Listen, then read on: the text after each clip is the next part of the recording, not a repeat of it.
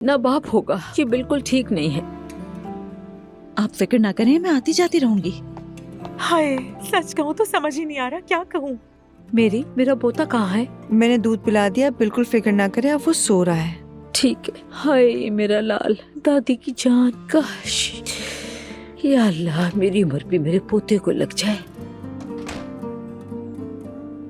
आ जाओ बेटा। अस्सलाम वालेकुम भाई।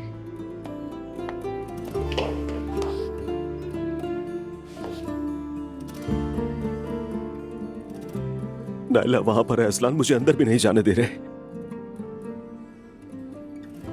देखो भाई, देखो वो सही हो जाएगी वहां, और जाहिर सी बात है वहां ख्याल रखा जा रहा होगा उसका। क्यों परेशान करो इतना सोचकर खुद को। बस एक बार वो ठीक होकर घर वापस आ जाए असलान, इतना ही काफी है कि वो सही हो जाए, और कुछ भी नहीं चाहिए।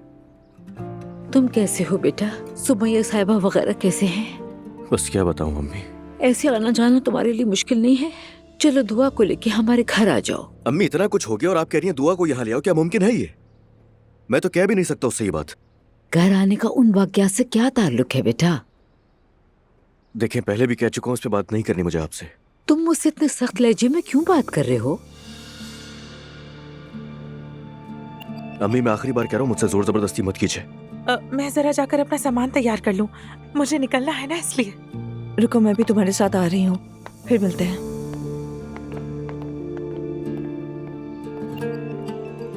तुम्हारे दिल में जो भी है बताओ मुझे। अम्मी जो कुछ मेरे साथ हुआ, अगर उसमें आप मेरे साथ खड़ी होती ना तो आज यहाँ तक नौबत आती ही नहीं। उस औरत को बहुत पहले इस घर से निकाल देना चाहिए था, और अब्दुल्ला की माँ जो इस वक्त घर में नहीं है, आप माने या ना माने उस पर भी आपका ही कसूर है।